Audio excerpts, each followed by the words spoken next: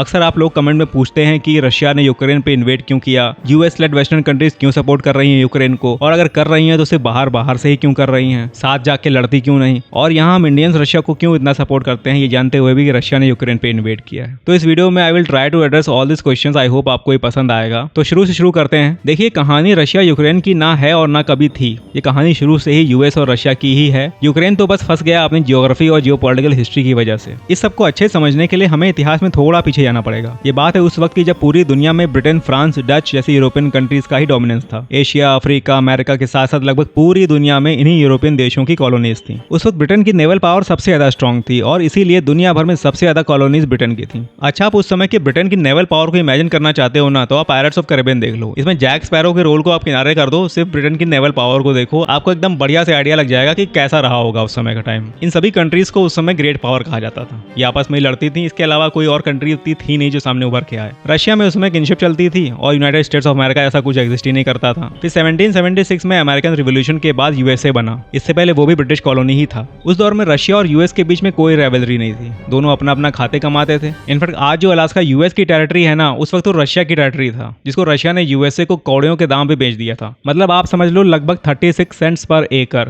उसको आज हम इन्फ्लेशन से एडजस्ट करके भी देखते हैं ना, तो भी $7 से $8 ज्यादा नहीं होगा। अब आप पूछेंगे जब इनके बीच में इतना ही याराना था तो आज इतना कलेश क्यों? तो भाई साहब, रशिया और यूएस के बीच में जो कन्फ्लिक्ट है ना, वो इकोनॉमिक या जियोपॉलिटिकल नेचर का है ही नहीं। अब आप खुद ही देख लो, कहाँ यूएसए कहाँ रशिया, तो कोई ज्योग्राफी से जुड़ा हुआ कोई कन्फ्लिक्ट इनके बीच में हो ही नहीं सकता। कोई लैंड बॉर्डर डिस्प्यूट हो, ऐसा कुछ तो है नहीं इनके बीच में। और रही बात इकोनॉमी की, तो वहां पर रशिया ज्यादा यूएसए को चाइना से खतरा है। तो कन्फ्लिक्ट है किस बात का? देखिए, दरअसल इनके बीच जो कलेश की मेन वजह है ना, वो है आइडियोलॉजिकल सुप्रीमेसी। दरअसल दुनिया भर में फंडामेंटली दो ही पॉलिटिकल आइडियोलॉजीज डोमिनेंट हैं। एक है कैपिटलिस्ट यानी कि पूंजीवाद, और दूसरी है सोशलिस्ट यानी कि साम्यवाद। अब यूएसए और बाकी यूरोपियन कंट्रीज कैपिटलिस्ट आइडियोलॉजी को फॉलो करती हैं, तो वहीं Russia, China, north Korea, Cuba, ये सब कंट्रीज जो है ना, वो सोशलिस्ट या कहिए कम्युनिस्ट आइडियोलॉजी को फॉलो करती हैं। और यहाँ पर ये दोनों ही आइडियोलॉजीज एक दूसरे के अगेंस्ट हैं और इनको मानने वाले अपनी अपनी आइडियोलॉजीज को लेके कट्टर, और इस हद तक कट्टर हैं कि दुनिया भर के देशों को वो अपनी अपनी आइडियोलॉजीज में मिलाना चाहते हैं। साथ ही साथ एक दूसरे को ऐसा करने से रोकना भी चाहते हैं। तनाव हमेशा बना ही रहता है। वर्ल्ड वॉर 2 से पहले हिटलर की लीडरशिप में जब जर्मनी पूरे वर्ल्ड के लिए खतरा बनने लगी, तो ये दोनों आइडियोलॉजीज के लोग एक दूसरे के साथ आ गए। मतलब यूएसएसआर, यूके और यूएस तीनों एक साथ मिलकर जर्मनी के खिलाफ लड़ने लगे। उस वक्त इनको एलाइड पावर्स कहा गया, और जर्मनी के साथ जब इटली और जापान आया तो इनको एक्सेस पावर कहा गया। अब भले ही ये दोनों आइडियोलॉजीज वाले देश एक ही कैंप में थे,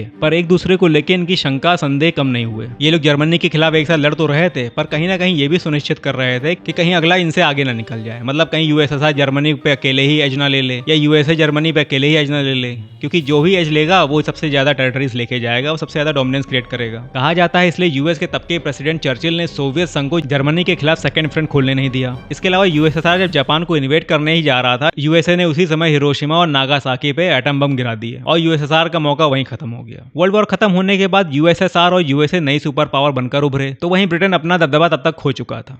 इसके बाद यूएसए और सोवियत संघ के बीच जो आइडियोलॉजिकल लड़ाई वर्ल्ड वॉर के टाइम पे बैकफुट पे चली गई थी, वो फिर से उभर के सामने आने लगी। वर्ल्ड वॉर 2 के बाद पूरा यूरोप काफी बुरी हालत में था और यूएसए के पास ये अच्छा मौका था अपने दबदबे को बढ़ाने का। यूएसए उस वक्त अपनी फॉरेन पॉलिसी में 2 मेजर प्लान लेके आया, मार्शल प्लान और ट्रूमन डॉक्ट्राइन। एक से यूएस ने यूरोपियन कंट्रीज को फिर से उभरने के लिए भारी भारी लोन दिए और इसी के बाद से पूरी दुनिया भर में यूएस डॉलर का दबदबा हो गया। और दूसरी पॉलिसी से यूएस यूरोपियन कंट्रीज जैसे कि ग्रीस को कैपिटलिस्ट गवर्नमेंट खड़ी करने में सहायता देने लगा, ये कहकर कि every country has right to self determination. मतलब आइडियोलॉजी फैलाओ कार्यक्रम शुरू हो गया। और उधर सोवियत संघ भी इसके जवाब में मोल्टोव प्लान और वॉर्सो पैक्ट लेके आ गया और इस तरह से दोनों के बीच में कॉम्पिटिटिव राइवलरी शुरू हो गई कि कौन कितने देशों में अपनी अपनी आइडियोलॉजी फैला पाएगा। अच्छा, इसी फेज में सोवियत संघ ने भी न्यूक्लियर टेक्नोलॉजी हासिल कर ली और अब दोनों के पास न्यूक्लियर वेपन्स आ चुके थे, यानी कि पावर बैलेंस हो चुका था। मतलब अब अगर न्यूक्लियर वेपन चला तो दोनों ही देश बर्बाद हो जाएंगे। इस थ्योरी को म्यूचुअल एश्योर्ड डिस्ट्रक्शन कहा गया और इसी डर से दोनों देश कभी एक दूसरे से डायरेक्टली लड़ाई करने नहीं आए, बस बाकी देशों को इनडायरेक्टली सपोर्ट देते रहे। और इसी फेज को हम कोल्ड वॉर भी कहते हैं। 1946 से 1990 सोवियत संघ के टूटने तक ये कोल्ड वॉर चलता रहा, जहां ये दोनों देश बाकी देशों को अपनी अपनी आइडियोलॉजीज के हिसाब से सपोर्ट करते रहे। Vietnam war, Afghan war, Korean war, India Pakistan war, 1965 वाला, 71 वाला, दोनों ही कोल्ड वॉर फेज में हुए।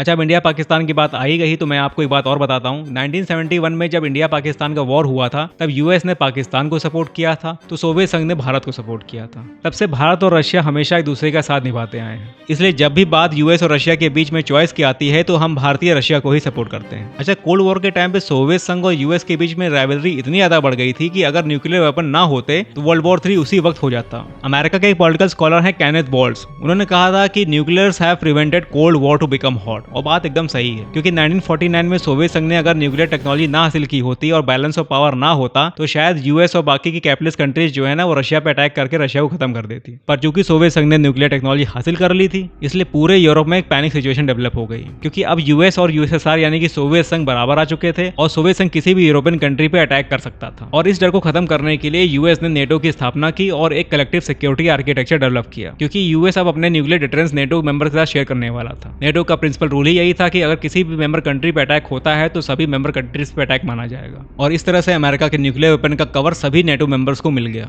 1990s में जब सोवियत संघ टूटा तो नेटो बनाने का फंडामेंटल पर्पस भी खत्म हो गया, पर नेटो को डिसॉल्व नहीं किया गया। और वेस्टर्न कंट्रीज ने रशिया को भरोसा दिलाया कि नेटो का फर्दर एक्सपेंशन रशियन बॉर्डर्स की तरफ नहीं होगा, लेकिन ऐसा हुआ नहीं। 1990s में नेटो का एक्सपेंशन हुआ और हंगरी, पोलैंड और उसके बाद 2004 में सभी बाल्टिक कंट्रीज ने नेटो ज्वाइन कर लिया। अब आप सोच रहे होंगे इससे रशिया को क्या प्रॉब्लम? देखिए, रशिया के पास नेचुरल बॉर्डर्स नहीं है जैसे इंडिया के लिए हिमालय, इसलिए रशिया अपनी सुरक्षा के लिए अपने बॉर्डरिंग कंट्रीज को अपना अलाय बना के रखता है। इसको पॉलिसी ऑफ रिम लैंड कहते हैं, यानी कि रशिया अपने आसपास एक सेफ्टी रिम बना के रखता है। इस फिलॉसफी में रशिया ये बिलीव करता है कि रशिया में कम्युनिज्म तभी तक रह पाएगा जब तक उसके सारी बॉर्डरिंग कंट्रीज में या तो कम्युनिज्म हो और या तो वो रशिया के अलाय हो। इसलिए जैसे जैसे नेटो रशियन बॉर्डर्स की तरफ बढ़ता रहा रशिया और भी ज्यादा इनसिक्योर होने लगा। अब जरा बात कर लेते हैं यूक्रेन की, जहां से चर्चा शुरू हुई थी। देखिए, बाल्टिक कंट्री जैसे लिथाविया, लुथियाना, एस्टोनिया, इन सबको तो रशिया नेटो का मेंबर बनने से रोक नहीं पाया, लेकिन यूक्रेन एक ऐसी कंट्री है जो रशिया के साथ ईस्टर्न साइड में सबसे लंबा बॉर्डर शेयर करता है। और अगर यूक्रेन में नेटो आ जाता तो रशिया के लिए दम घुटने जैसा हो जाता। आसान भाषा में आप ये समझ लीजिए कि यूक्रेन पे जो रशिया ने अटैक किया उसके पीछे कहीं ना कहीं वेस्टर्न कंट्रीज का प्रोवोकेशन भी है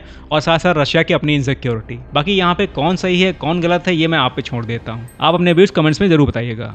आई होप आपको ये वीडियो पसंद आई होगी। मिलते हैं फिर किसी और चर्चा पे, तब तक के लिए जय हिंद।